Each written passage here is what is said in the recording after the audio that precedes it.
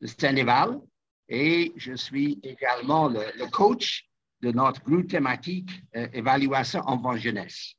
Et nous sommes très heureux d'organiser cette session à l'occasion de la semaine locale consacrée à ce sujet très important, la participation des enfants et des jeunes à l'évaluation des projets, analyse des forces et des faiblesses des outils à partir des cas pratiques. Donc, c'est un sujet d'importance, un sujet de taille, et nous sommes très heureux que vous avez pu vous inscrire à cette session, n'est-ce pas? Je profite de l'occasion, avant de passer au vif du sujet, je profite de l'occasion pour vous encourager tous, si vous n'êtes pas encore membre de Sénéval, de vous adhérer, de devenir membre. On a des activités très diversifiées, très riches, de webinaires, parfois des formations, de coaching pour des conférences internationales, etc., n'est-ce pas? Donc, des programmes qui visent les évaluateurs émergents. Donc, il y a plusieurs activités qui pourraient vous intéresser au niveau de Sénéval. Donc, je pense que un de mes collègues, Lamine Diop, qui est branché pour le moment, va mettre dans le chat le lien pour que vous puissiez vous inscrire au Sénéval, n'est-ce pas? Et je pense aussi, nous avons un calendrier des activités intéressantes pour les semaines à venir. Et si ça vous intéresse, vous pouvez m'envoyer un message et on va vous envoyer cette liste d'activités, n'est-ce pas? Et je pense que je demande par la même occasion, Lamine peut mettre mon adresse email aussi dans le chat. Hein? Comme ça, vous avez de quoi à vous adhérer et aussi un contact. Et je pense aussi sur les diapositives qui seront projetées par Dr. Ndiaye, vous avez aussi son email également, vous pouvez envoyer un email. Donc, ça, c'est déjà un peu de pub au début de cette session. Nous sommes heureux, même si le nombre pour le moment est restreint, ça monte vite. Et nous avons des personnalités, je ne vois pas tous sur mon écran, mais je vois aussi, nous avons le secrétaire général, Ibrahima Ba de Sénéval, qui est avec nous. Merci Ibrahima. Nous avons un certain Abdoul, que je devine, peut-être c'est Abdelaziz Khan, notre président, n'est-ce pas? Donc, merci encore pour être présent ici pour notre session. Donc, et l'idée dans la session, c'était d'être très interactif, n'est-ce pas? Donc, vous êtes encouragés à tout moment de mettre vos commentaires, vos questions dans la discussion, dans la partie discussion, la partie chat, n'est-ce pas? Sur mon écran, c'est discussion, n'est-ce pas? Donc, vous mettez vos commentaires et vos questions et on va essayer de réagir. Je suis ici aussi avec ma collaboratrice Fatima Balde, aussi membre de Sénéval et évaluateur émergent. Et elle va m'aider à suivre un peu les commentaires et les questions qui viennent dans la discussion, n'est-ce pas? Et plus tard, dans la session, après avoir eu la présentation de Dr. Hadji Mamadou Ndiaye, il y aura une discussion, un échange. Et dans l'échange, M. Abdul Karim Gueye, je vais dire un mot à propos d'Abdul Karim plus tard, va projeter une vidéo courte sur une expérience menée par la CONAF, la Coalition nationale pour les droits de l'enfant, qui impliquait des enfants et des adolescents dans une activité d'enquête et de revue, n'est-ce pas? Donc, voici un peu le déroulement que nous visons.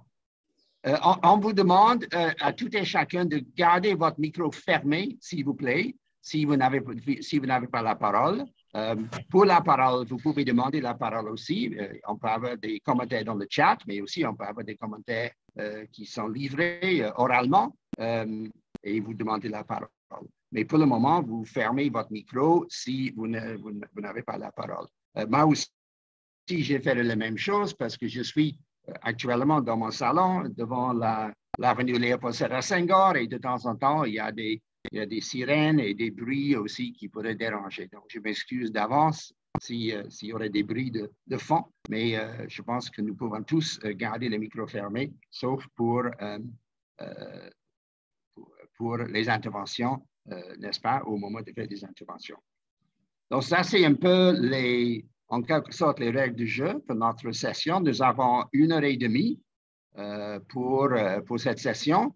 Je pense que Dr. Njai m'a dit qu'il aura besoin de peut-être 30 minutes ou un peu plus, un peu moins pour sa présentation et je pense que ça promet d'être une présentation riche.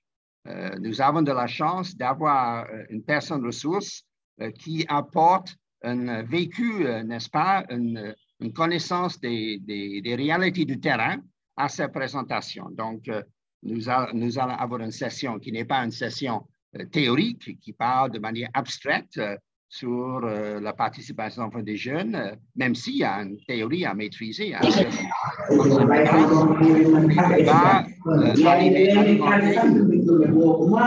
fermez votre micro, s'il vous plaît. Fermez votre micro, s'il vous plaît.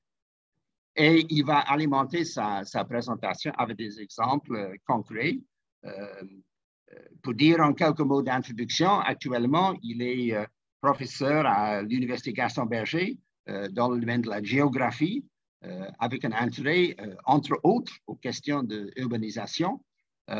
Et aussi un membre très actif de Sénéval. Il est le coordonnateur, le co-coordonnateur de notre groupe thématique évaluation enfant-jeunesse.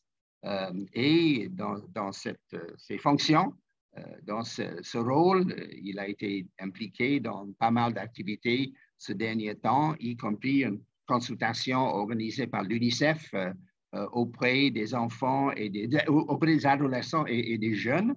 Donc, et avant cela, il était avec plusieurs ONG, parmi lesquelles je peux citer Plan International, une ONG bien connue au Sénégal, très active sur le plan d'évaluation, la promotion des droits de l'enfant, la promotion des droits de la femme et des jeunes filles, etc. Donc, il a eu une période avec Plan International en charge de l'évaluation et de suivi. Et aussi, il a eu à travailler avec ENDA, une autre ONG prestigieuse basée au Sénégal. Et en plus aussi, dans ces postes qu'il a occupés, il a traité, entre autres, des questions concernant la santé, le VIH-Sida, dans ses relations avec le Fonds mondial pour le sida, le paludisme et le tuberculose, n'est-ce pas, le Fonds mondial. Donc, nous avons quelqu'un qui est très bien placé pour nous guider avec des cas pratiques sur les méthodes, des approches, les points forts, les points faibles pour impliquer les enfants et les jeunes à l'évaluation. Je dois dire juste un dernier mot avant de passer la parole à Dr. Njai. Je pense que la question que parfois ça nous échappe un peu pour certains, nous sommes dans des sociétés ici au Sénégal et ailleurs en Afrique de l'Ouest où la population des enfants et des jeunes est largement majoritaire. Il y a presque moitié de la population qui a moins de 18 ans, presque, entre 40 et 45, 48% de la population qui a moins de 18 ans. Et si vous ajoutez jusqu'à 30 ans, vous arrivez vite vers les 60 ou 60, plus de 60%. Donc, les jeunes, les adolescents, les enfants représentent une majorité de la population. Donc, en ce moment-là, leur voix, leur opinion, leurs idées, leur motivation, leur créativité, n'est-ce pas, ça devient très important pour toute activité menée par les États et par les organisations de développement, n'est-ce pas?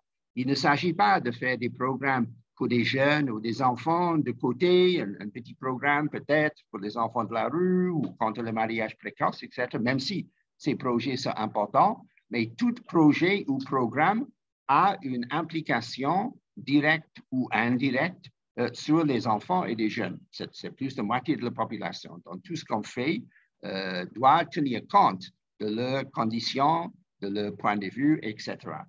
Et ce n'est pas très évident parce que les planificateurs, les décideurs, les économistes, les concepteurs des projets et des programmes, n'est-ce pas, n'ont pas l'habitude, n'ont pas, disons, l'expérience de dialoguer et d'échanger avec les enfants et les jeunes. Et la façon de faire n'est pas simplement de faire comme on fait avec des adultes. Peut-être on va faire un questionnaire ou une certaine approche un peu formalisée. Et il faut être créatif, il faut avoir de l'imagination pour mieux connecter avec les enfants, les adolescents et les jeunes, n'est-ce pas? Et si on le fait, l'expérience montre un peu partout qu'ils ont des idées, ils ont des suggestions, ils ont des propositions, n'est-ce pas? Donc, cette participation n'est pas simplement un droit qui est renforcé par les grandes conventions internationales, la Convention des Nations Unies pour les droits de l'enfant, la Charte africaine pour les droits et les bien-être de l'enfant, n'est-ce pas? Toutes ces deux grandes conventions mettent l'accent sur le droit de l'enfant à s'exprimer, à être entendu, n'est-ce pas? Que son avis soit pris en compte, n'est-ce pas? Donc, ce n'est pas seulement un droit, c'est une question d'efficacité, n'est-ce pas? Si vous voulez des programmes ou des projets qui marchent et qui fonctionnent bien, vous avez tout intérêt à les impliquer, les enfants, les jeunes, dès le départ, pas seulement dans l'évaluation, mais dans la planification et dans la conduite des programmes. Mais ceci n'est pas facile au départ, ça exige un effort additionnel. Et je pense que ça, c'est le sujet de notre conversation ce matin. Donc, et avec ces quelques mots d'introduction, avec nos remerciements à vous tous qui se sont inscrits et avec mes remerciements aussi à notre conférencier, Mamadou Ndiaye. On avait cherché à avoir un panel avec d'autres personnes, mais malheureusement, avec les difficultés d'accès et les questions horaires, nous sommes maintenant, nous avons retenu la présentation de Mamadou Ndiaye comme la pièce maîtresse de notre session. Donc, à ce stade, je voudrais passer la parole à Mamadou pour sa présentation. Allez-y, Mamadou, vous avez la parole.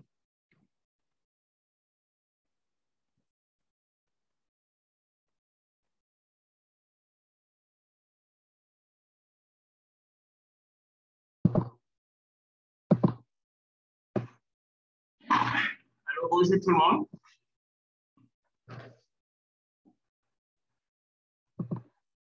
Bonjour. C'est vraiment pour moi un grand plaisir d'animer aujourd'hui ce webinaire sur la participation des enfants et des jeunes dans le processus d'évaluation et parfois de recherche. Donc, pour moi, c'est vraiment un plaisir. Donc, je remercie tous les participants à cette session. Je suis en train d'essayer de partager mon écran. Je ne sais pas si pour le moment, vous parvenez à voir mon écran. Mais déjà, commencer par remercier tous les participants qui ont bien voulu consacrer une partie de leur temps pour venir écouter un peu et puis pour qu'on puisse dialoguer. Donc, je suis en train d'essayer de partager mon écran. Pour le moment, ça ne passe pas.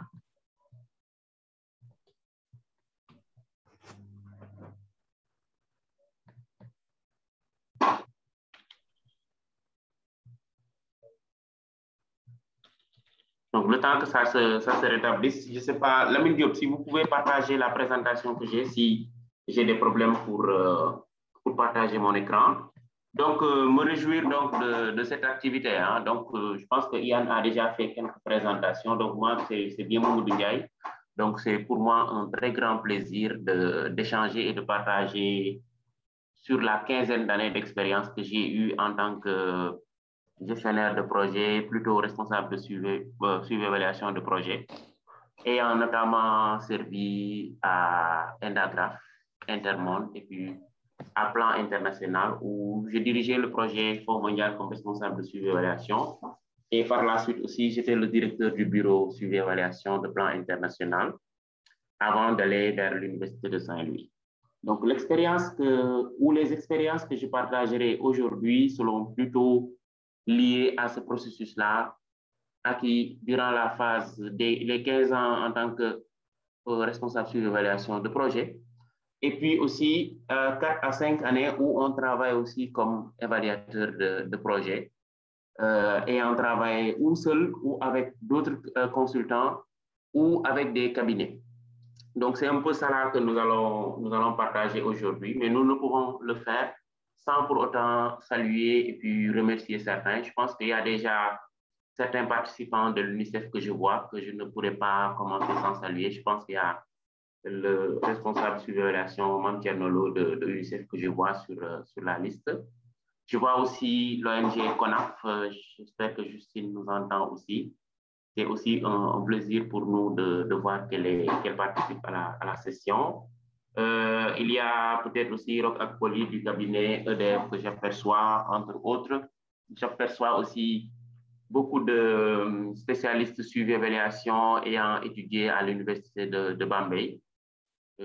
Parmi les participants, je vois aussi parmi les noms que je vois des évaluateurs indépendants et puis donc des chevronnés dans le domaine de l'évaluation. Je pourrais saluer M. Gueye et puis tant d'autres. Donc, je vais juste commencer par des salutations avant d'en aller à ma présentation.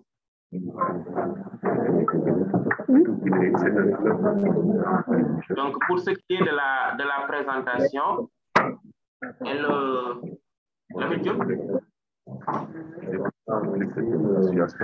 mais j'ai rencontré des enfants qui faisaient partie de l'équipe. Il y a un certain Cissé. Est-ce que vous pouvez, s'il vous plaît, fermer votre micro? Quand on faisait une activité qu'on faisait là-bas, il y avait des enfants de déclic qui étaient présents. Est-ce que, Cissé, vous pouvez fermer votre micro?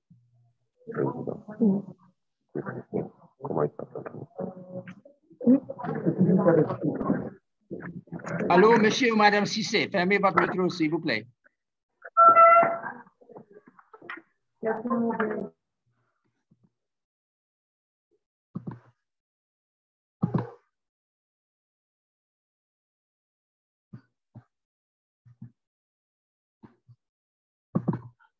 Lamine, Diop, vous pouvez dérouler ma présentation parce qu'apparemment avec ma machine, ça ne passe pas. Est-ce que c'est bon? Vous voyez mon écran? Bon. Oui, voilà, c'est bon. Vous pouvez mettre en plein écran.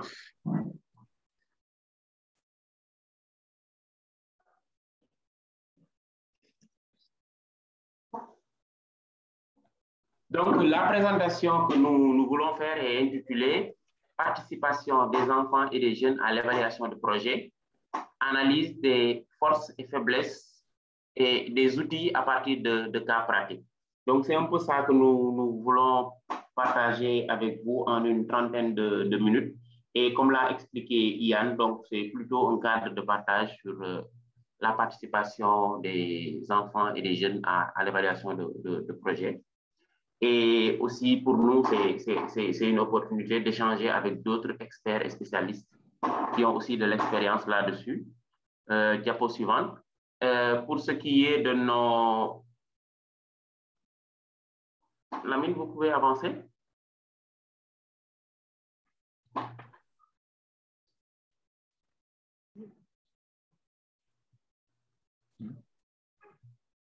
Lamine Diop, est-ce que vous pouvez avancer comme ça?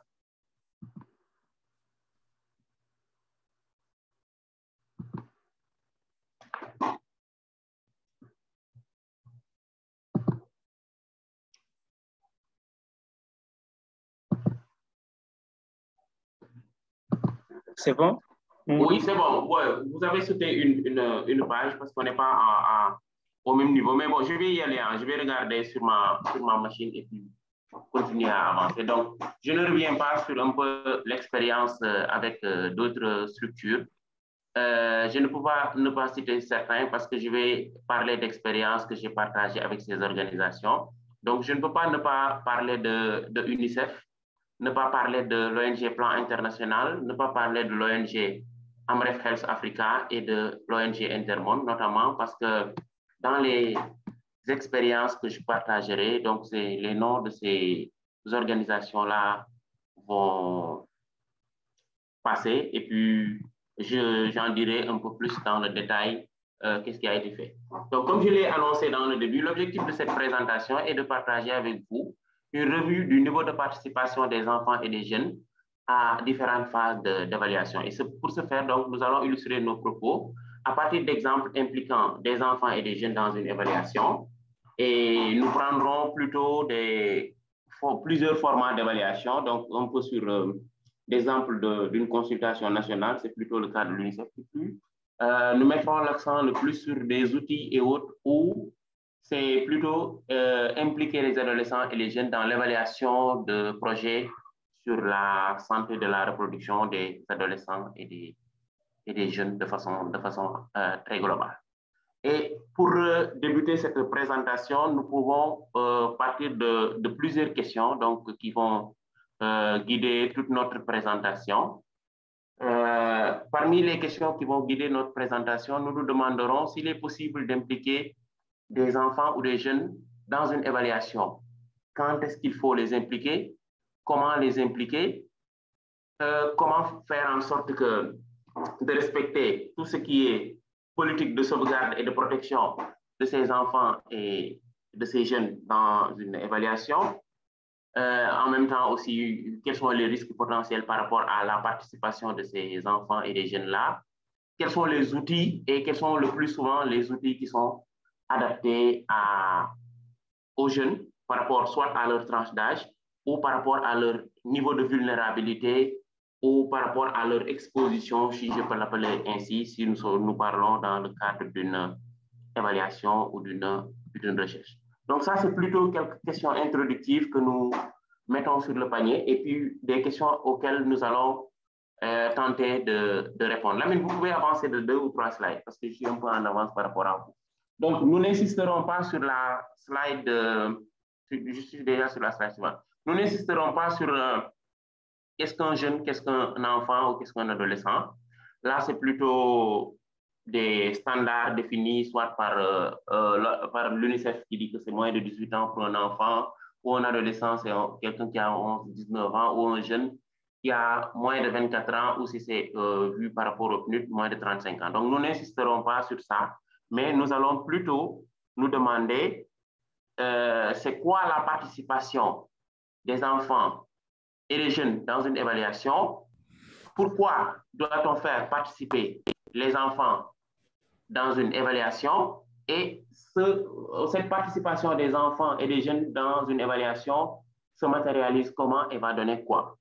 Donc, nous savons que la participation des enfants se réfère à l'implication informée et volontaire. Donc, une participation éclairée vue dans le sens que dans éclairer, la lumière voudrait dire l'accès à l'information qui permet à l'enfant de prendre la décision, ce qui veut dire forcément aussi que l'enfant n'est pas toujours vu comme un sujet ou comme un objet, mais l'enfant, il est vu comme un acteur du processus. Donc, si nous nous intéressons, Lamine, vous pouvez avancer, si nous nous intéressons à la question de quand et où impliquer les enfants sur la slide suivante, on voit qu'à travers le cycle de projet ou à travers le cycle d'évaluation de projet, on va avoir plusieurs manières d'impliquer les enfants. On peut voir que parfois, on dit que les enfants sont impliqués, mais dans la réalité, les enfants ne sont pas impliqués. Parfois, les enfants sont consultés, soit au début, durant la phase d'évaluation, d'élaboration du proposal, ou si c'est dans une phase d'évaluation, parfois les enfants sont juste consultés pour la conception et l'adaptation des outils. On voit aussi qu'il y a des expériences où l'enfant ou le jeune, il est utilisé comme un participant, un collaborateur, quelqu'un qui est impliqué dans différentes phases. Et aussi, il y a un dernier format où l'enfant, il est plutôt un acteur. Il dirige, il prend lui-même les notes, il va même lui-même consulter ses pairs, qui participent dans le rapportage et donc dans la production des livrables attendus, entre autres. Donc, il y a différents niveaux ou différents moments de participation de l'enfant. Il y a différentes formes aussi de participation de l'enfant. Selon que, d'abord, on pense qu'il n'y a pas d'implication de l'enfant, selon que l'enfant soit juste consulté, selon que l'enfant ou le jeune soit juste considéré comme un collaborateur, ou bien selon qu'il participe de façon plus ou moins active à une évaluation. Donc, Lamine, vous pouvez avancer encore de deux slides. Sur la première slide, c'est un peu essayer d'évoquer pourquoi nous parlons de participation de l'enfant et étant entendu que nous sommes toujours dans les slides introductifs. Je pense que c'est revenir un peu par rapport à l'interpellation de M. Ian Oakwood, par rapport à pourquoi doit-on parler d'évaluation impliquant les enfants et les jeunes. Donc, comme vous le savez, hein, si nous regardons la population sénégalaise, les 2/3 ont moins de 35 ans. Ça veut dire que donc, si nous devons faire une évaluation au Sénégal, le faire sans prendre en compte l'avis des enfants et des jeunes veut dire le faire en oubliant déjà 2/3 de la population. Et aussi, si nous essayons de comprendre cette participation en prenant en compte des aspects liés aux droits, on sait qu'on va revenir là-dessus sur la slide suivante, que dans un sens donc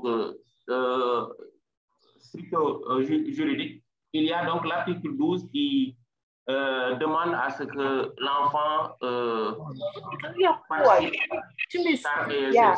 C'est un droit, donc, parce que l'article 12 dit que l'enfant a le droit d'exprimer son opinion et d'influencer les décisions où le droit doit être entendu. Ça, c'est donc dans le sens stricto sensu, et dans le sens le plus large, donc le droit de l'enfant ou groupe d'enfants d'exprimer leur opinion sur les affaires qui les affectent dans la vie sociale, que ce soit au niveau familial, scolaire, dans la société haute et promu. Et les enfants doivent être agents de leur destinée, et donc les enfants ont certaines fonctions à jouer en vue de leur permettre de jouer un rôle et de mieux exercer leurs droits dans la société.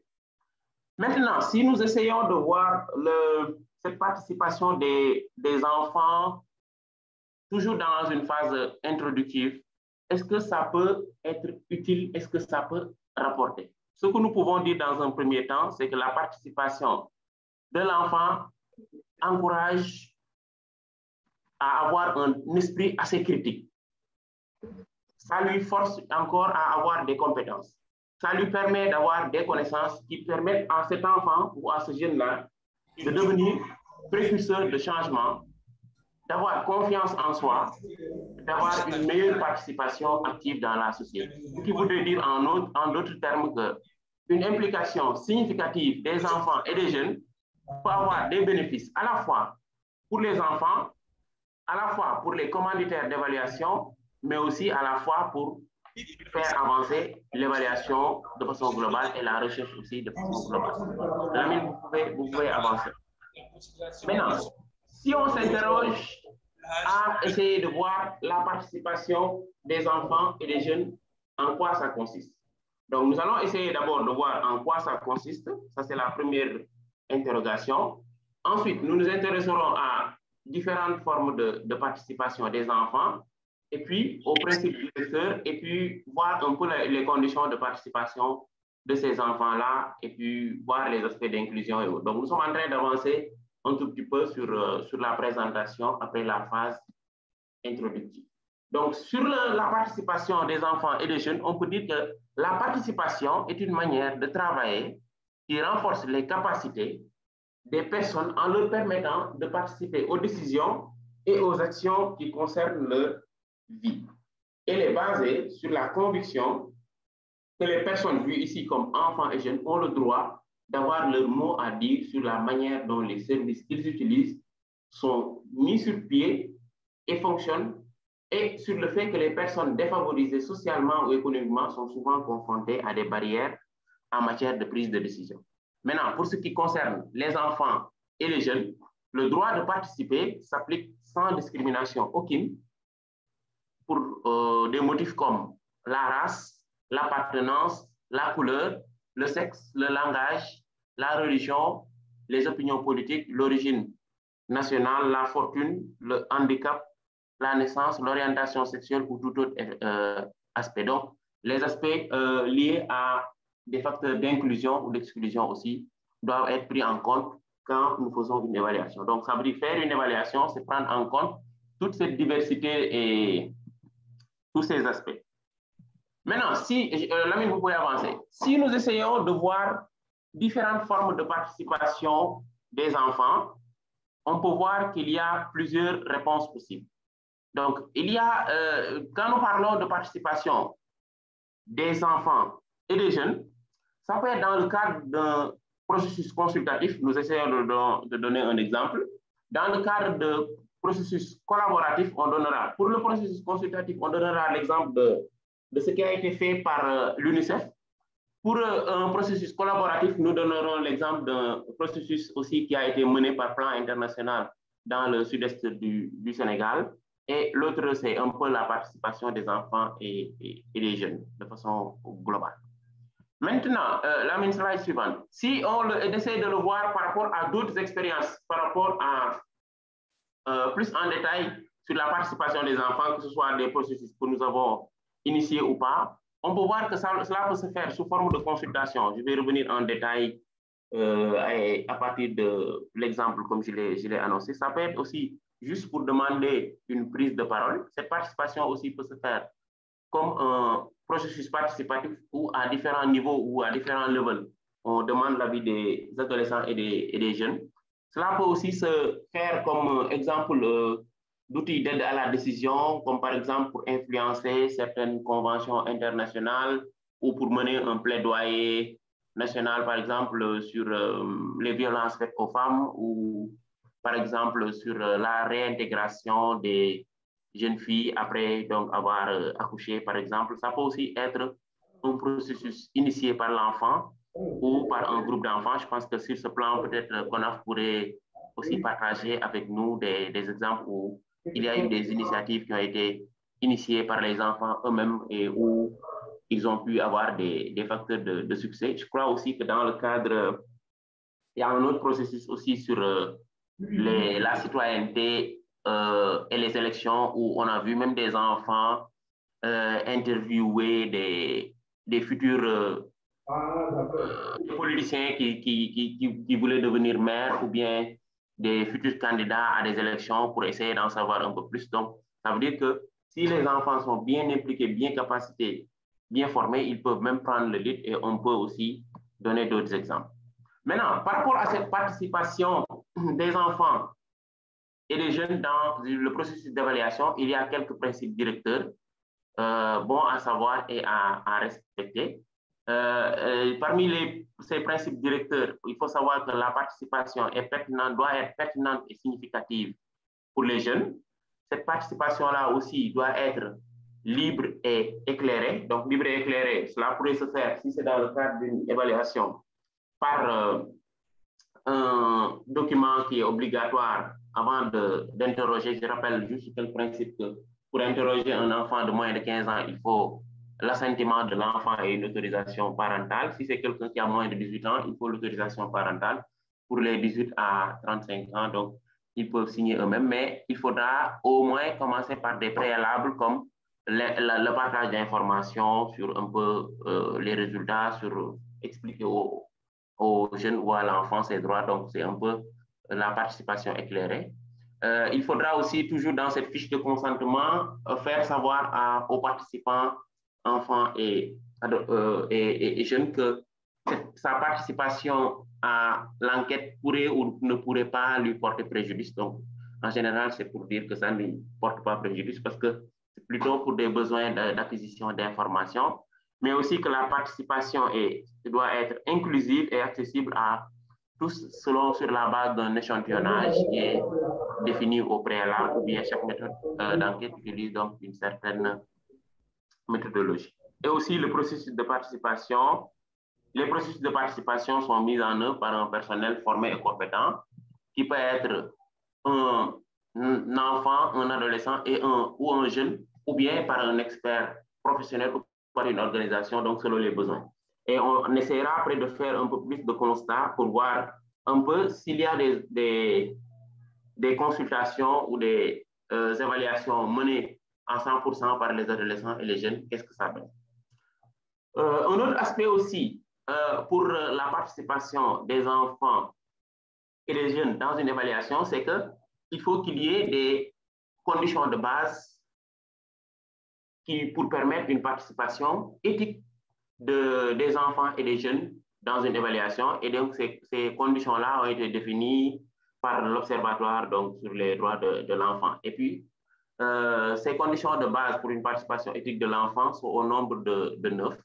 Donc, cette participation-là de l'enfant ou du jeune, elle doit être transparente et instructive, elle doit être volontaire, elle doit être respectueuse de l'enfant et de ses droits, elle doit être pertinente, elle doit aussi être adaptée à la cible, elle doit être inclusive et elle doit être aussi appuyée par des formations ou un accompagnement pour permettre à l'enfant ou à l'adolescent de mieux comprendre les outils, de mieux comprendre les portées. Et c'est mieux encore si ce sont les enfants eux-mêmes qui conçoivent les outils ou bien qui s'approprient les outils. Et puis, il y a plusieurs exemples aussi que nous pourrons partager aussi durant les slides suivants.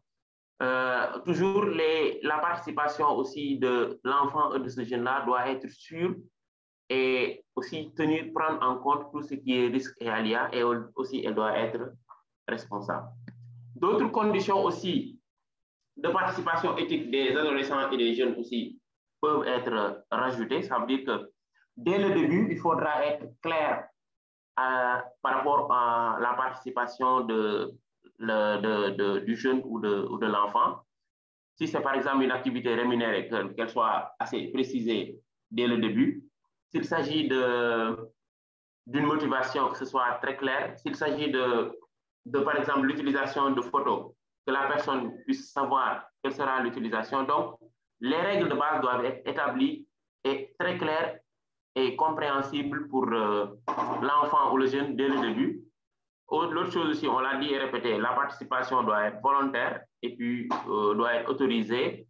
Et de plus en plus aussi, on constate qu'il y a, durant les enquêtes, des enregistrements, des prises de photos et autres qui se font à l'insu de l'enquêté ou du jeune. Et ce qui fait que parfois, l'enquêté ou le jeune se retrouve à avoir sa photo qui est publiée. Et puis, il y a eu parfois des exemples qui ne se sont pas toujours très bien passés. Donc, bref, la participation donc, doit être volontaire et basée sur le consentement et l'éclairage de l'enfant ou du jeune par rapport à ses droits.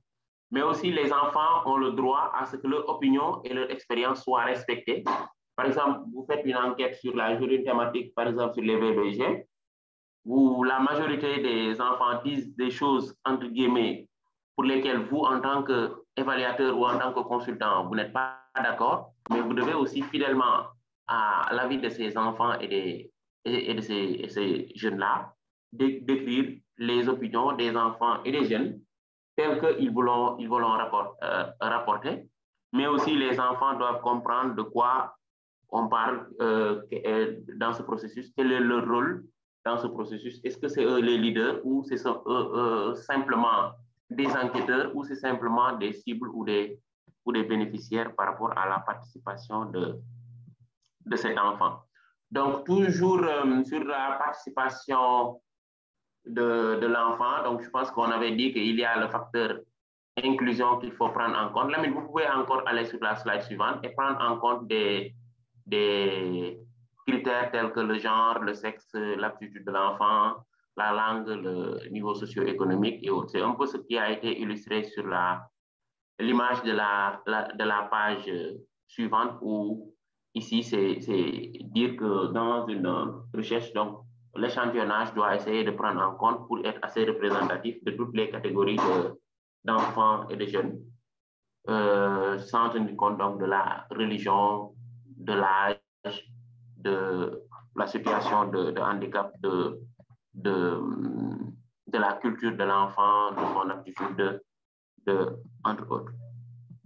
OK, donc je pense que ça, c'était un peu quelques éléments introductifs pour mieux comprendre si nous parlons de participation de l'enfant à différents moments d'évaluation, quels sont les principes, quels sont les aspects obligatoires à prendre en compte. Maintenant, comme on l'a dit dans l'intitulé de cette présentation, nous voulons partager un peu quelques expériences et puis essayer de faire l'analyse à partir de ces expériences où on va essayer concrètement de dire en quoi consistait la participation des enfants et des adolescents dans le processus. Donc, si nous allons sur la slide suivante, 2 slides suivantes, Lamine.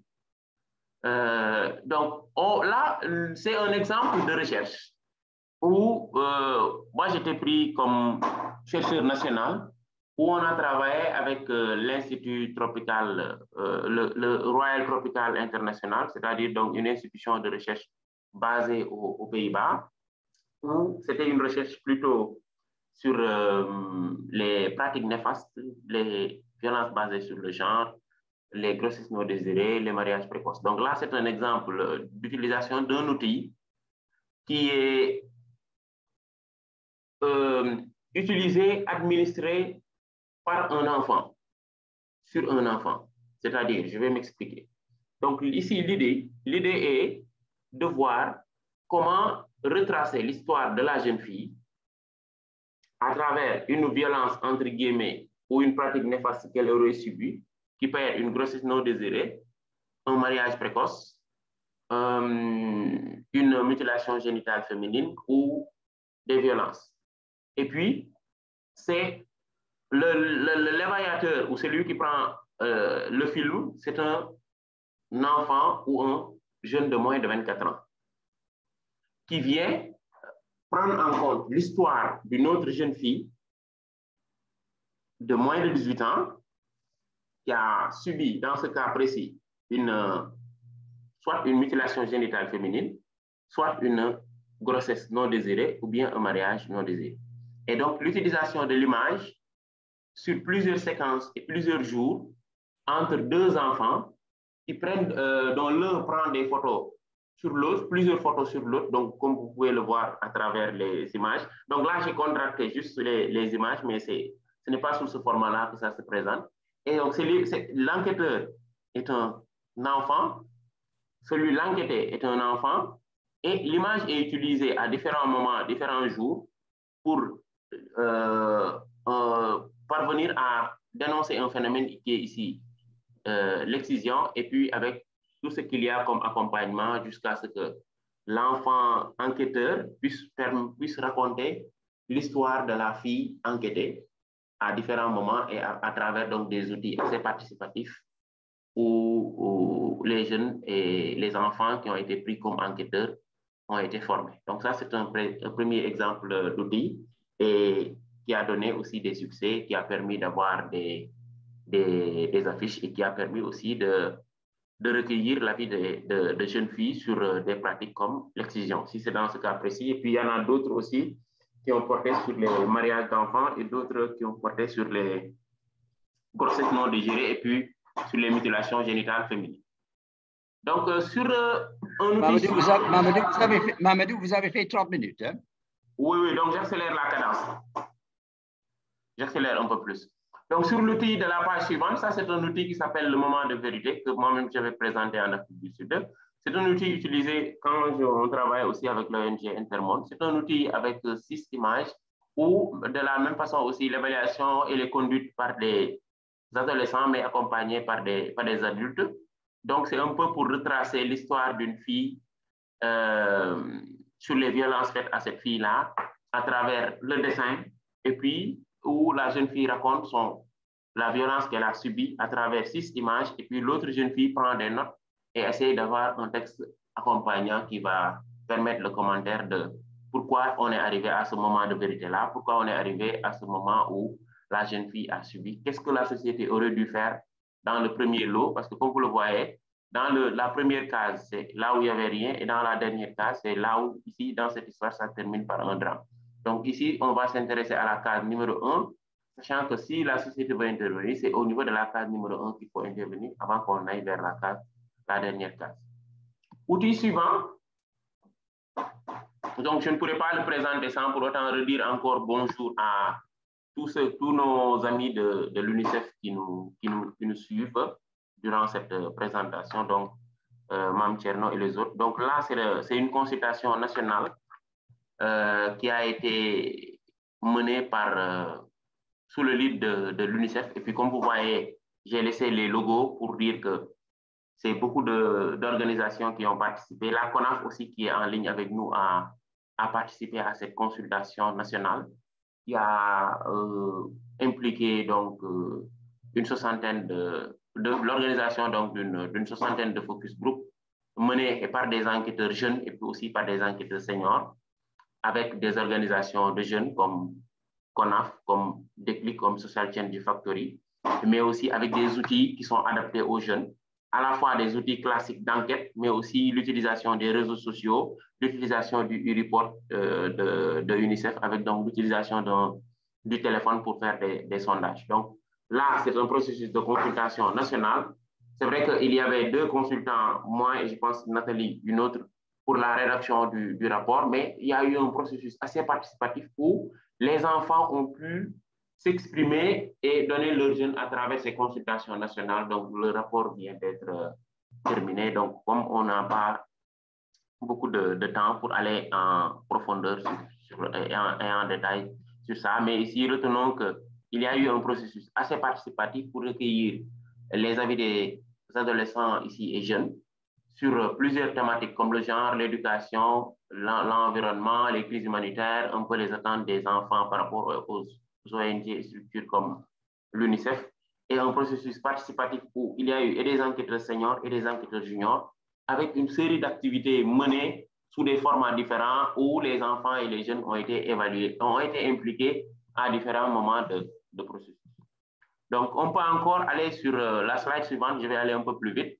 Là, c'est un peu aussi un autre format où il y a eu une évaluation qui impliquait, qui ciblait déjà que des organisations de jeunes qui interviennent dans le domaine de la santé sexuelle et reproductive, avec un outil utilisé qu'on appelle l'outil OCAT, qui permet de voir par rapport aux organisations de jeunes, est-ce qu'il y a une gouvernance inclusive, est-ce qu'il y a une gouvernance administrative et financière qui est bonne, et le niveau de portage de ces organisations par rapport au plaidoyer sur la santé sexuelle reproductive, les outils de gestion de l'organisation, les relations extérieures de l'organisation, et qui se fait avec la participation des jeunes, déjà qui ciblent les organisations de jeunes, mais aussi avec la participation des membres de ces organisations de jeunes-là dans l'évaluation donc des capacités de leurs organisations. Bon, slide suivante. Bon, ça, c'est un peu les résultats, comment ça se donne, mais bon, on peut y aller encore un peu plus vite. Et aller sur l'outil suivant. Donc, et puis, il y a aussi Save the Children, donc, qui a mis en place des trousses d'outils, beaucoup d'outils qui sont adaptés aux jeunes et de temps à autre qu'on peut utiliser, comme l'outil d'analyse corporelle et puis le feu de circulation, l'outil d'évaluation H. Donc, il y a des documents disponibles sur Internet qui ont été produits plutôt par l'ONG Save the Children et qui montrent un peu comment on fait pour faire participer les enfants et les jeunes. Et de temps à autre, nous avons essayé d'utiliser certains de ces outils pour faire participer les enfants et les jeunes, comme l'outil d'analyse corporelle, entre autres. Là aussi, avancez encore un peu plus la main. Là, c'est un peu une autre forme aussi d'implication des enfants et des jeunes que Plan International a fait dans le cadre d'un programme des enfants et des jeunes, où durant l'évaluation, il y a eu plusieurs activités et processus sous le lead de Plan International et de notre cabinet d'évaluation, où on a essayé de voir un peu la participation des enfants et des jeunes à différents moments. Slide suivante. OK, allez-y encore. Maintenant, le dernier exemple que nous allons présenter porte aussi sur une expérience où c'est essayer de voir une recherche carrément lead par les jeunes filles et qui a été menée par l'ONG Plan International, où c'est essayer de voir de façon simple et concrète quel est le rôle dans une évaluation qui est menée 100% par les filles sur les violences basées sur le genre, par exemple. Qu'est-ce que les filles font avant l'évaluation, quel était leur rôle, pendant l'évaluation, quel a été leur rôle, et puis après l'évaluation, quel a été leur rôle, et puis cela a permis de déboucher par la suite sur un rapport d'une dizaine de pages qui montre un peu comment les filles voient un peu leur participation à différents moments dans une évaluation. Pour la slide suivante, ce qu'on essaie de voir, c'est un peu dans le cadre d'un projet sur Ville Amie des enfants et des jeunes. À différents moments, quel est le rôle que les enfants et les jeunes peuvent jouer dans une évaluation en partant de déjà contractualisation, en partant de phase périodique de rapportage avec des organisations. Là, même vous pouvez avancer en partant de phase de mise en œuvre d'évaluation, quel est leur rôle, mais aussi dans des activités de sensibilisation, quel est leur rôle, et puis dans le cadre de phase de rapportage aussi, quel est le rôle de ces enfants et de ces adolescents. Maintenant, pour essayer de terminer un peu et puis permettre après à d'autres intervenants de partager, on peut voir qu'en termes de leçons apprises par rapport à la participation des enfants et des jeunes dans l'évaluation, on peut dire que la responsabilisation des jeunes permet de créer un changement, une vision, permet d'avoir des résultats meilleurs et ne nécessite pas forcément un coût.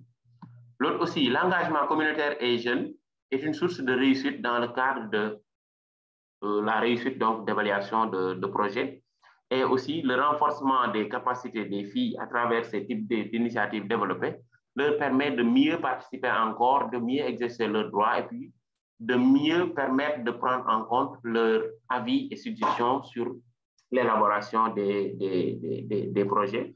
Et puis aussi le soutien des autorités par rapport à l'évaluation des projets impliquant les enfants et les jeunes est capital et permet aussi d'avoir une valeur ajoutée assez importante et permet aussi à ces adolescents et à ces jeunes-là de bien porter leur évaluation, leur plaidoyer pour donc plus de succès.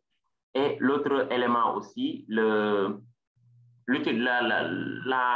utilisé est un élément qui permet de favoriser ou non la bonne participation ou la participation effective des adolescents et des jeunes, et puis d'avoir donc de meilleurs résultats d'évaluation.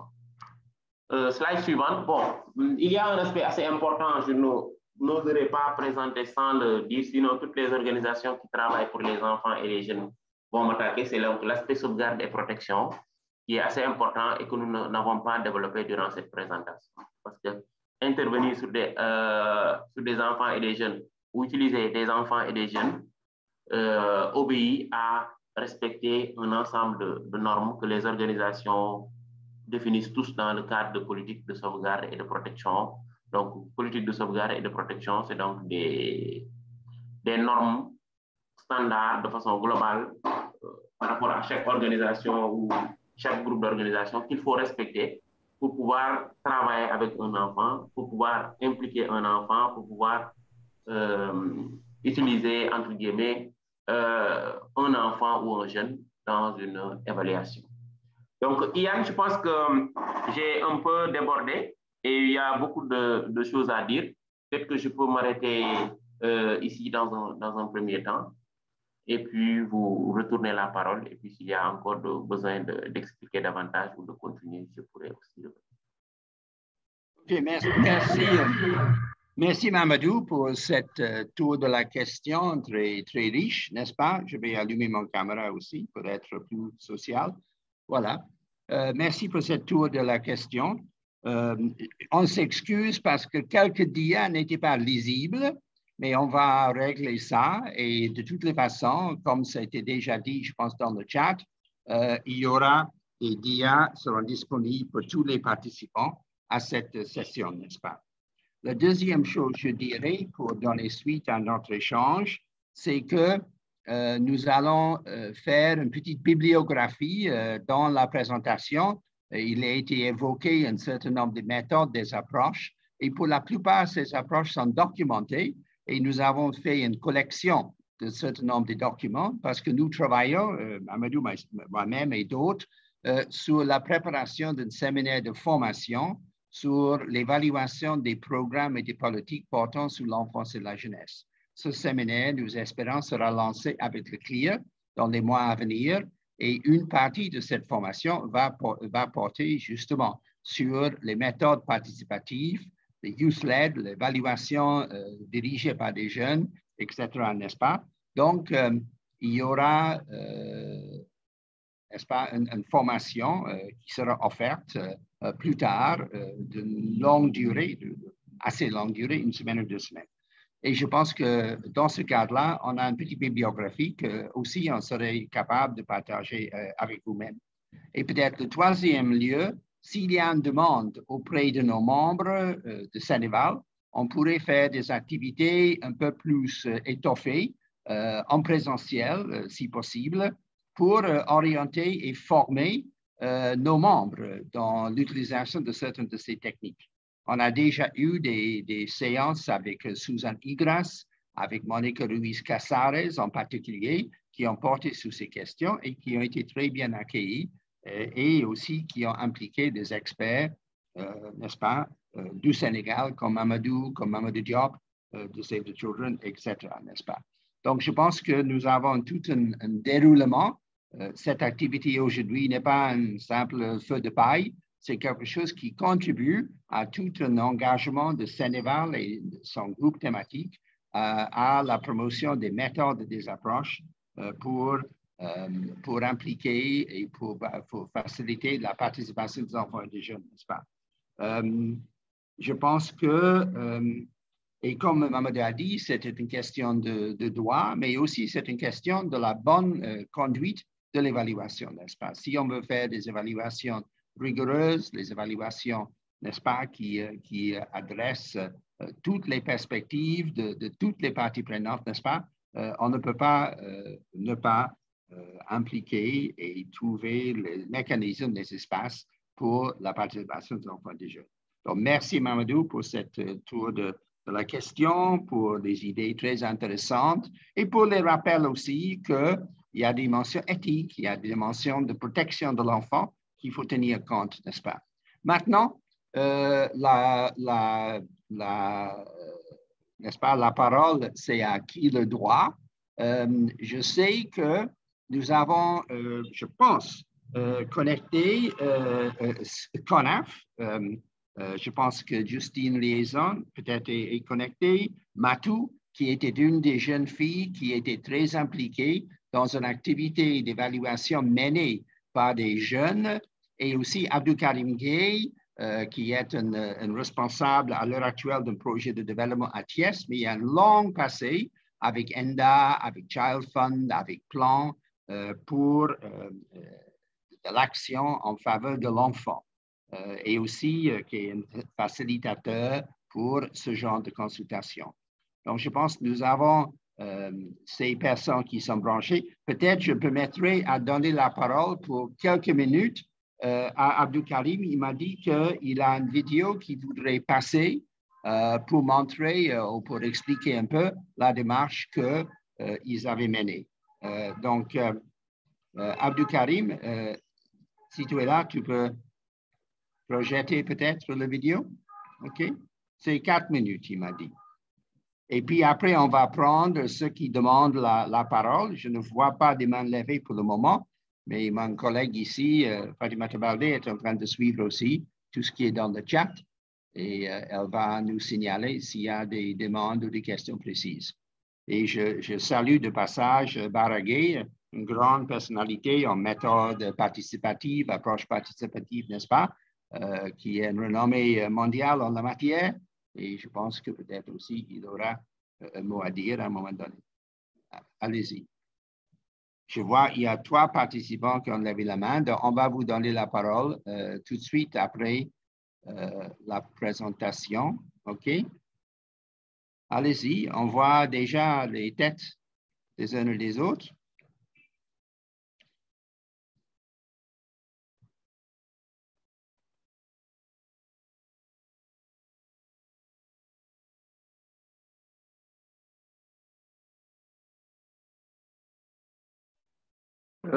Abdul, est-ce que vous pouvez ouvrir votre micro?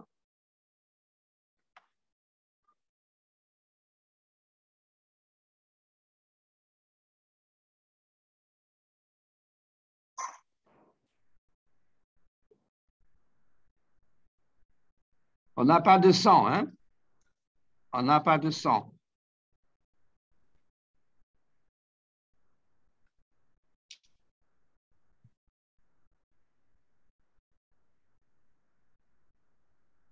Je vois que Mme Liaison, le secrétaire exécutif du CONAF, bienvenue, mais on n'a pas de son. Alors, oui, Yann, vous n'avez pas de son? Allô? Est-ce qu'il n'y avait pas de son?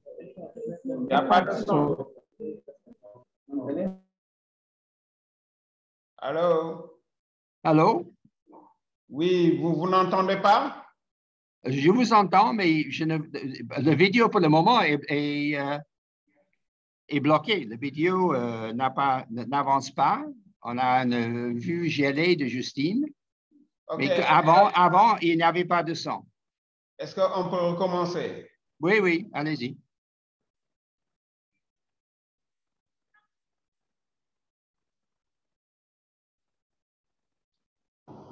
Je dois ajouter, pour tous ceux qui sont branchés maintenant, que nous avons d'autres matières relevant de cette expérience de collaboration avec des enfants et des jeunes de CONAF. Ce n'est pas la première fois d'ailleurs, ils ont fait ça dans le passé pour d'autres occasions, n'est-ce pas? Et je pense que nous allons faire, excusez-moi pour le bruit, nous allons faire une session où les jeunes participantes peuvent présenter le travail, la méthodologie, les défis rencontrés et les résultats auxquels ils sont arrivés, n'est-ce pas? Donc, ça pourrait être une activité future, pour un webinaire futur. On a de la bonne matière pour le faire. Mais ici, maintenant, ça va vous donner un petit parfum. On a... Bonjour, tonton Yann. Oui, allô? Allô, tonton Yann, vous m'entendez? Oui. Du moment où il y a un problème de son, c'est Matou. Est-ce que je pourrais expliquer le contenu, genre, essayer d'intervenir, essayer de le faire moi-même. Du moment où il y a un problème technique. D'accord. Présentez-vous d'abord, s'il vous plaît. D'accord. Attendez. Je vais te faire. Il faut peut-être fermer le partage d'écran pour le moment pour que on voit la tête. Matou. Bonjour Matou, Oui. Présentez-vous d'abord et dites en quelques mots ce que vous avez à dire pour renforcer toute cette motivation pour faire participer des enfants, des adolescents et des jeunes. Allez-y Matou. Bonjour tout le monde, bonjour à tonton Yann. Moi, c'est Matou Amar, je suis membre du conseil consultatif des enfants et des jeunes de Rufisque. Et le conseil consultatif est un cadre d'échange entre les enfants et les jeunes que la CONAF a installé dans les différentes régions du Sénégal, mais surtout dans les différents départements du Sénégal. Matou, parlez un petit peu plus fort dans votre micro et ouvrez votre caméra si possible, si la connexion est bonne. Si la connexion n'est pas bonne, vous fermez. Là, vous m'entendez? Oui, mais un peu plus fort sera bien. Et ouvrez la caméra si possible. Caméra. Voilà, c'est bon. C'est bon. OK. Maintenant, à travers le conseil consultatif, on a eu à participer à différentes activités, à différents projets où nous, en tant qu'enfants, nous sommes impliqués dans l'élaboration de pas mal de projets, jusqu'à même le suivi de ces projets-là. Et dire que hier aussi, nous-mêmes, avec Mme Fatou et Yaï Fatou, on a eu à faire une vidéo pour vous parler un peu de notre participation à différents projets qu'on a eu à faire. Et maintenant, malheureusement, la vidéo a été volumineuse, c'est ce qu'on nous a dit ce matin. Et maintenant, par rapport aussi à la participation, c'est un point fondamental dans la protection des droits de l'enfant. L'article 7, l'article 8 de la Charte africaine des droits et du bien-être de l'enfant en dit autant. De même que c'est un principe, que ce soit pour la Charte, que ce soit pour la CDE. Et c'est ce droit-là à la participation qui nous a permis en tant qu'enfants de participer à différents projets nous concernant. Parmi ces projets, il y a l'élaboration du rapport de la société civile en 2006. On a participé en tant que acteur. C'était le rapport de la société civile. En 2016 aussi, nous avons participé au rapport complémentaire avec Moussa, avec aussi Aminata Sougoufara. Je suis à Manfatou Dia, je suis avec Manfatou. Manfatou, elle va... Voilà, j'étais en train de parler des rapports que les... Vous voyez Manfatou? Bonjour. Oui, oui.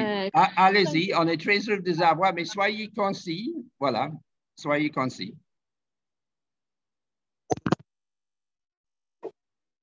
Je disais que j'étais en train de parler des rapports qu'on a eu à élaborer. Il y a un rapport de 2016, mais surtout le premier rapport qu'on a eu à écrire nous-mêmes en 2018 et qu'on a présenté au comité des experts de la charte. Maintenant, suite à ces rapports-là, on a gagné un peu d'expérience, un peu de notions, ce qui nous a permis d'écrire la brochure qu'on voulait vous présenter, à travers l'élaboration de la brochure sur les 30 ans de la charte. Vous m'entendez? On vous entend. Voilà. Allez-y. À travers l'élaboration de la brochure, au fait, ça fait en 2020, c'était l'année où la charte avait fêté ses 30 ans d'existence. Et pour notre contribution lors de ces 30 ans d'existence, on était obligé de faire une brochure. Et dans la brochure, on devait parler de ce que les acteurs pensaient de la charte, les avancées, les insuffisances. Et du coup, c'est ce qui nous avait permis de faire un atelier de cadrage. Entendez par cadrage, atelier où on parle de la faisabilité du projet que nous voulions. Et le projet, c'était l'élaboration de l'approche. On était obligé de faire le choix des enfants parce qu'ils ne pouvaient pas tous participer parce qu'il y avait beaucoup de problèmes tels que la pandémie, il y avait aussi l'insuffisance de moyens. Et du coup, on était obligé de s'adapter à ça. Du coup, certains participaient via des vidéoconférences par Zoom. D'autres, ils essayaient de travailler de leur côté et après, on faisait le point. Après le choix des enfants qui devraient participer, il y avait aussi le choix des cibles parce que en termes de protection, on a différents acteurs. On devait aller voir l'État, on devrait aller voir la société civile et surtout les enfants eux-mêmes pour qu'ils nous disent leur point de vue. Parce qu'on ne voulait pas se limiter sur les données statistiques ou bien sur les informations que nous trouvions sur Internet. C'est pourquoi on a fait appel à chaque cible et essayer de récolter, essayer de cueillir des informations auprès d'eux. Après ce choix des cibles, il y a aussi le choix des thématiques parce qu'en matière de protection, il y a tellement de thématiques. Fallait faire le tri, prendre les thématiques les plus importantes, bien que tous les thèmes étaient importants, mais qui sont les plus d'actualité. Et après ce choix des thématiques, c'est-à-dire après l'atelier de cadrage, on est passé à l'atelier de méthodologie, genre, c'est-à-dire comme les outils. On nous a un peu parlé des outils de collecte, des kits d'entretien, comment on va essayer de faire la collecte.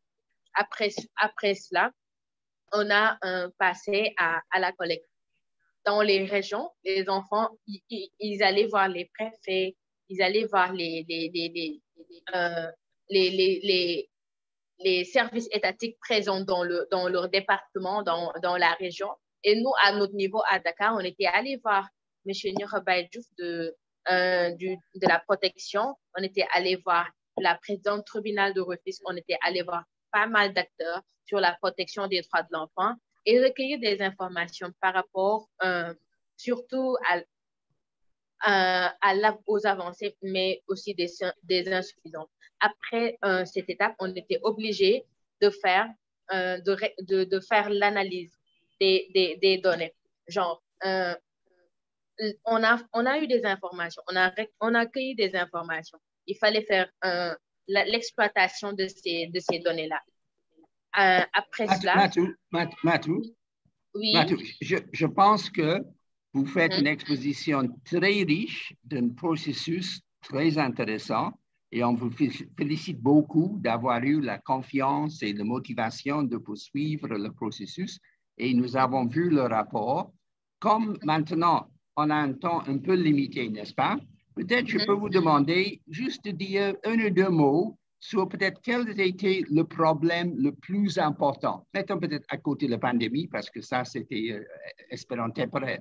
Mais quelles étaient les contraintes les plus difficiles pour que vous, les jeunes, n'est-ce pas, des adolescentes, que vous ayez pu mener cette action? Quelles étaient les contraintes? Et deuxièmement, qu'est-ce que vous voulez faire dans l'avenir? Quelles sont vos ambitions maintenant que vous avez pu successivement mener ces études, ces enquêtes? Qu'est-ce que vous pensez pourrait être une priorité pour l'avenir? Si on peut nous guider sur ces questions-là. D'accord, je vois bien. Il y avait beaucoup de contraintes. Il y avait beaucoup de contraintes parce que les outils même de participation posaient problème parce qu'il y a pas beaucoup trop d'outils qui permettent de travailler sur les rapports, les projets, tout ça. Bien qu'à l'interne, avec la CONAF, on avait des outils sur comment faire une réunion, des outils sur le suivi des réunions, tout ça. Mais pour des projets ayant cette envergure, on n'en avait pas beaucoup trop d'outils. Au-delà des outils, l'élaboration d'un document demande beaucoup de moyens. Le déplacement, parce qu'on était obligé d'aller voir des autorités, d'aller sur le terrain, d'aller voir les acteurs. Le déplacement, c'était tellement problématique. Au-delà du déplacement aussi, parfois l'heure, on termine tardivement, rentrer dans nos différentes localités aussi. C'était tellement, voilà, parce que c'est toujours dans le cadre du moyen de déplacement.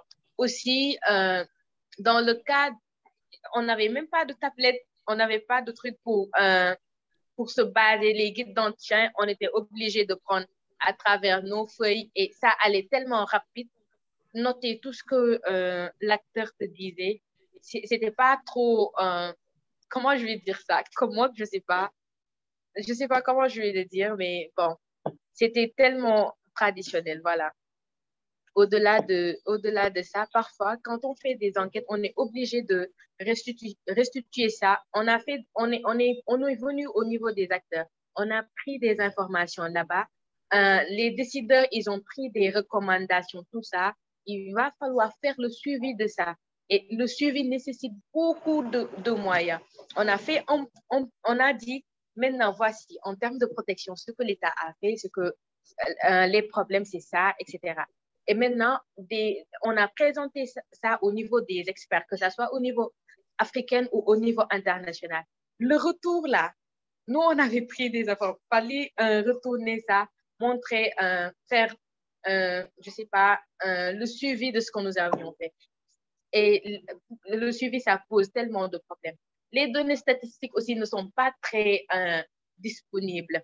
On était obligé d'aller sur Internet, c'est pas tellement commode de vérifier encore. On a beaucoup de chiffres et vraiment, ça n'aide pas parce qu'il y a aussi la capitalisation des activités. Et s'il y avait une bonne capitalisation, je pense que pour les données, ça ne va pas poser de problème. Et tout ça là fait que, voilà, bien que nous avançons, bien que nous nous adaptons, il y a toujours des blocages. OK, merci beaucoup. Je pense qu'on vous a donné 10 minutes. Vous avez fait un bon usage de vos 10 minutes. On vous félicite encore une fois pour le courage, pour l'intelligence, pour l'esprit de collaboration et aussi pour l'encadrement. Vous avez reçu de Justine, d'Abdou Karim Karingé et d'autres, n'est-ce pas? Et on aura une session consacrée spécialement à vos activités, à vos perspectives, à vos priorités. Mais avec votre permission, s'il vous plaît, avec votre permission, je vais donner la parole maintenant à d'autres qui ont demandé la parole. J'ai déjà... Il y a Mme de UNICEF qui avait demandé la parole. OK. MT Lowe. Il y a MT Lowe. Oui, bonjour à tout le monde. C'est moi-même, Mme Tierno de l'UNICEF. C'est mes initiales, hein, mais c'est bien Mme Tierno. Si vous permettez, voilà, d'accord. Donc, je vais commencer tout d'abord par remercier vraiment Sénéval, qui a été un collaborateur efficace dans cet exercice que nous avons eu à mener, qui a été nommé consultation auprès des jeunes et des adolescents.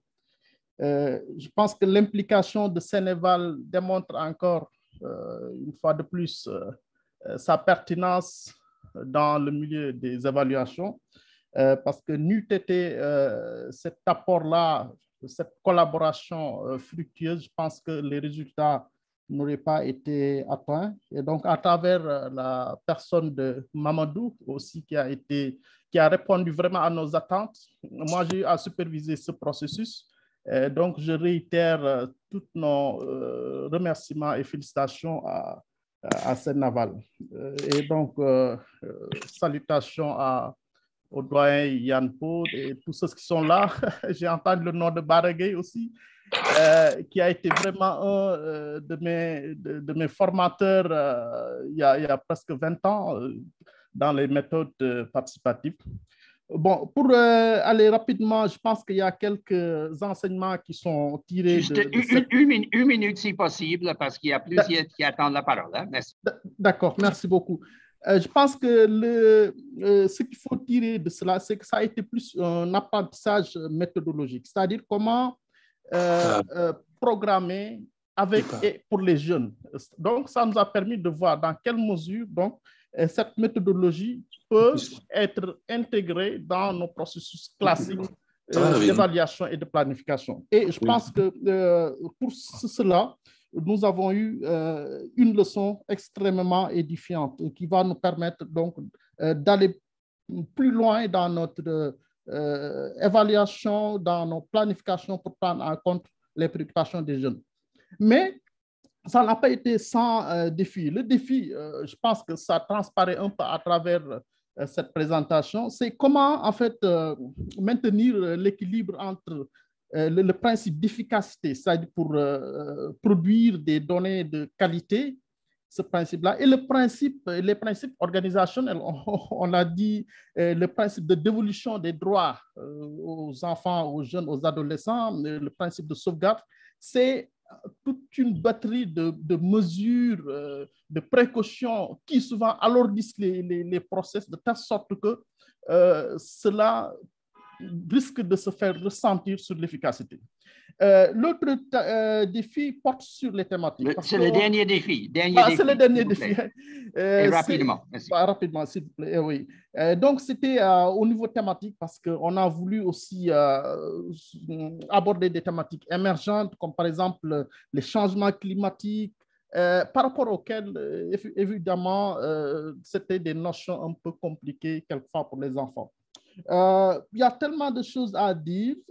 Je vais il y aura une session spécialement consacrée à cet exercice. Voilà, c'était tellement riche. Voilà. L'UNICEF a tellement de choses à partager. Voilà. Mamadou aussi. Donc, on fera une session spéciale. Merci beaucoup. Merci beaucoup. Merci à vous. Merci. La prochaine parole, c'est M. Ndiaye. Major Ndiaye, non? M. Ndiaye, vous prenez la parole. Soyez concis, s'il vous plaît, parce qu'on a à 10 minutes de la fin.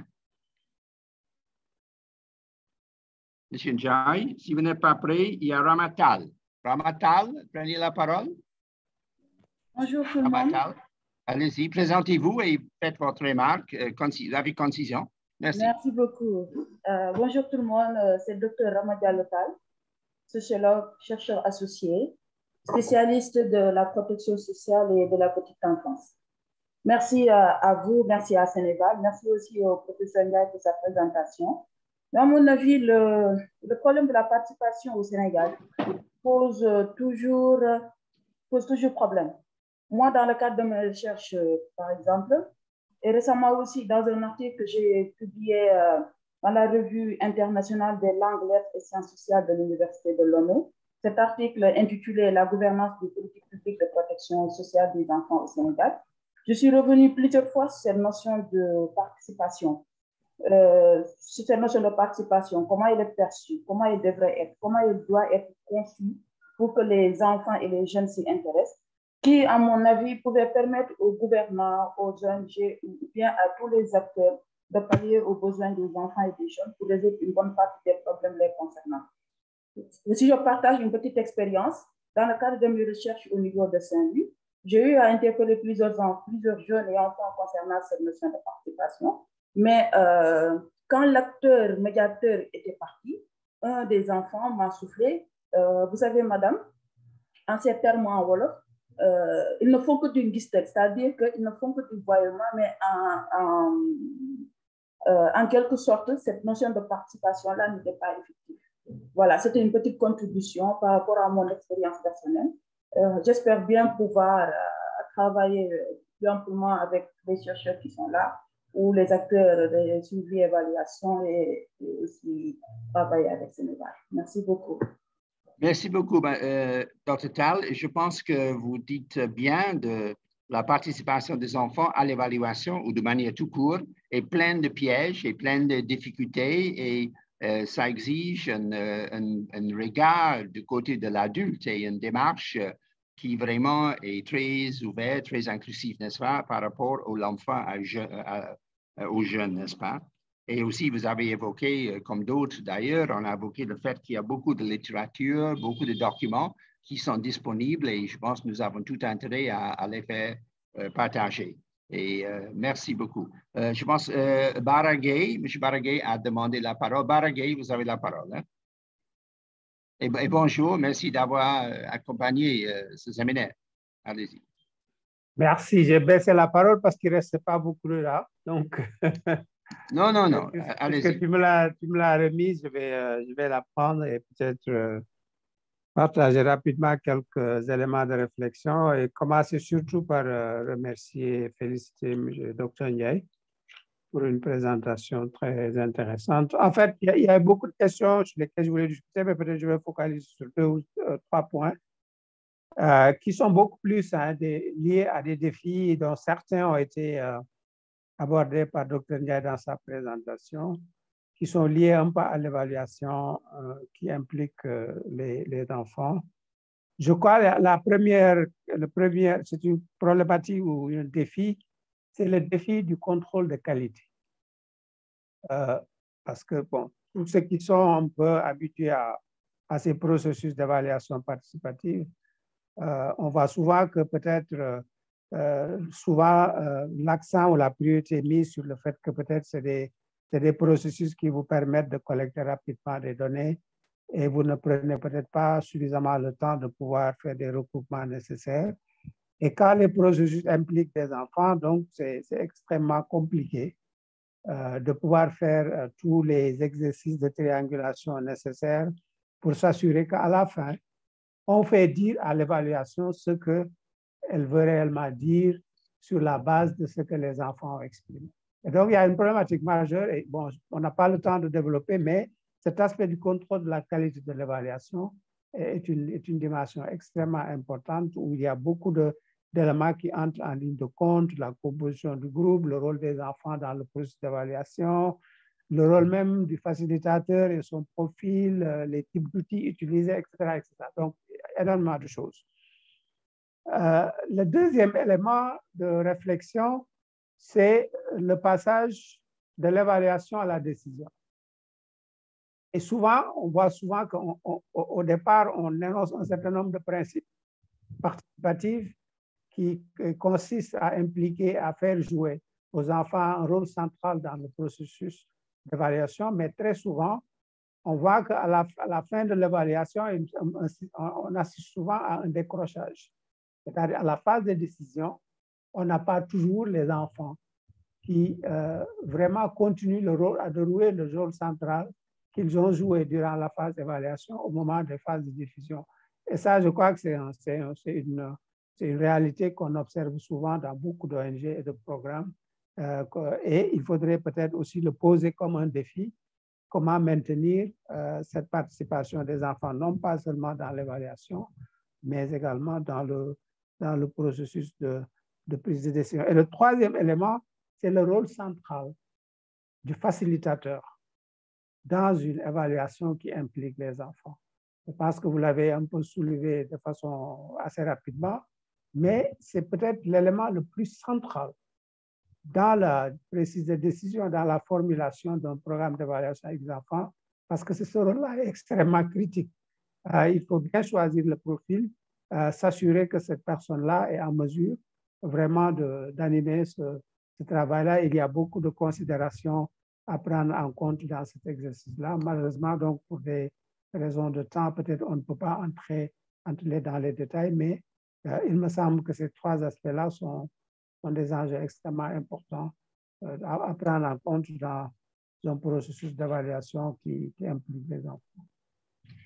Merci Bara pour des mots très sages, avec beaucoup de concision, et je pense qu'on va venir toquer sur votre porte pour une session plus approfondie à ces questions. J'ai un problème du temps, parce que j'ai mal fait mon travail. On a 3 minutes.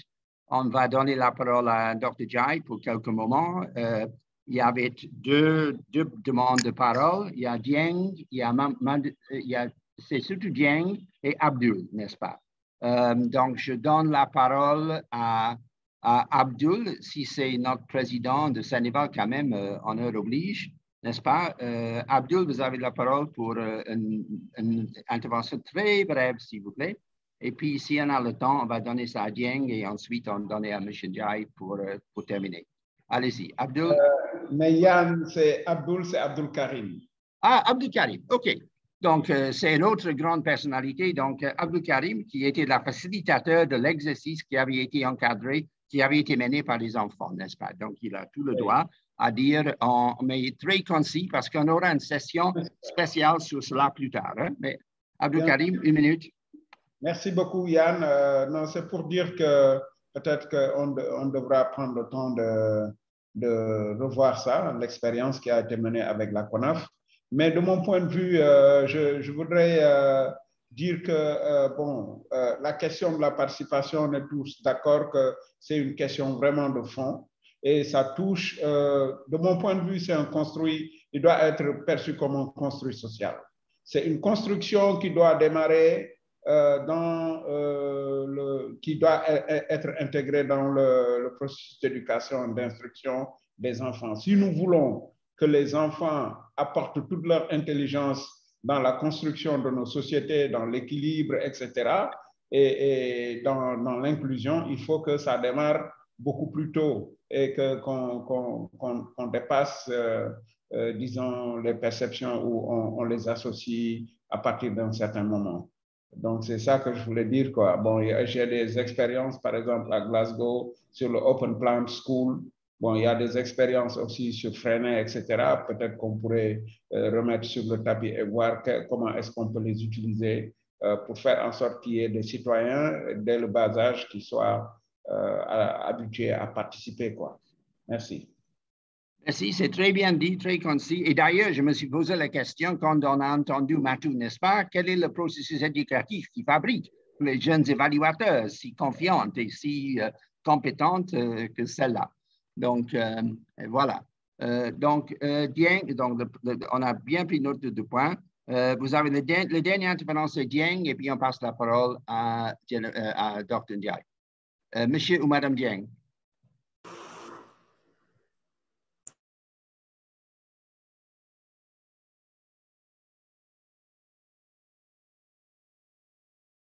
Bon, peut-être il a dû partir, elle a dû partir. Donc, on donne la parole à Mamadou Ndiaye juste pour quelques mots de réaction par rapport aux commentaires et s'il a des choses à ajouter, et on va terminer la session. Et je m'excuse pour ceux qui n'ont pas été entendus pour des raisons ou une autre, et on va essayer de revenir vers vous après si vous n'est-ce pas, si nous pouvons. Merci beaucoup. La parole est Dr. Mandinjai. OK, merci beaucoup, Yann. Je pense que le temps de la session a été assez court parce que je vois dans la salle d'autres qui auraient pu partager aussi d'autres expériences. Je pense que j'ai mentionné le nom de Mansour Faye qui est mené à l'ONG PAF. Et je sais aussi qu'on était collègues à plan. Il a beaucoup de choses à partager. Il y en a d'autres d'autres participants. Donc, moi, je vais plutôt demander à tout le monde d'adhérer à Sénéval, l'Association sénégalaise d'évaluation. Nous avons un groupe thématique qui est intitulé Évaluation centrée sur l'enfance et la jeunesse, où c'est un cadre d'échange et de partage d'expériences. Et vous êtes invités tous à venir adhérer à Sénéval. Et quand vous venez adhérer à Sénéval, que vous soyez junior ou que vous soyez senior, il y a vraiment un cadre pour apprendre, il y a vraiment un cadre pour partager. Je sais qu'il y a beaucoup qui ont voulu intervenir, qui ont beaucoup de bonnes choses à partager. Donc, nous vous inviterons très prochainement à d'autres sessions où, si vous avez des choses à partager, vous pouvez venir et partager avec nous. Si aussi nous pouvons contribuer à ce partage-là, donc en tant que co-coordonnateur de ce groupe thématique avec d'autres, vraiment pour dire que c'est un plaisir. Donc, l'idée, c'était de commencer un débat ou une discussion. Et comme vous le savez, donc, chacun a son mot à dire parce que c'est une thématique qui est assez large. Donc, le temps prévu pour la session a été carrément insuffisant. C'est pourquoi même il y a beaucoup de slides et de diapositives qui n'ont pas été présentés. Et on s'en excuse. Et puis dire aussi que la présentation sera partagée avec vous. Je pense qu'avec le mail du local, normalement, si nous envoyons un mail, ça devrait pouvoir arriver à tout le monde. Donc, remercier tous les participants, tout un chacun, et puis redire donc notre disponibilité. Je pense que Yann, c'est sur ces mots que je vais m'arrêter et dire merci à tout le monde. Je pense, ceci dit, on termine la session en vous remerciant tous de votre participation. Il y a une autre session sur la participation des enfants plus tard dans la semaine, organisée par Ouseni Kinda, aussi de Sénéval, et c'est en langue anglaise, mais avec la participation d'Ouseni Kinda, Susan Igras, Rugiatou Khan et moi-même. Donc, vous pouvez chercher ça dans le guide pour le local. Si vous cherchez, je pense que c'est le vendredi. Je pense, cette activité sur la participation aussi. Et vous allez chercher. Très bien. Oui, c'est vendredi à 13h à 14h de Dakar. Merci à tout le monde et bonne continuation, bonne participation au local. Il y a beaucoup de choses très intéressantes. On vous encourage à vous inscrire. Hein? Merci et au revoir. Merci.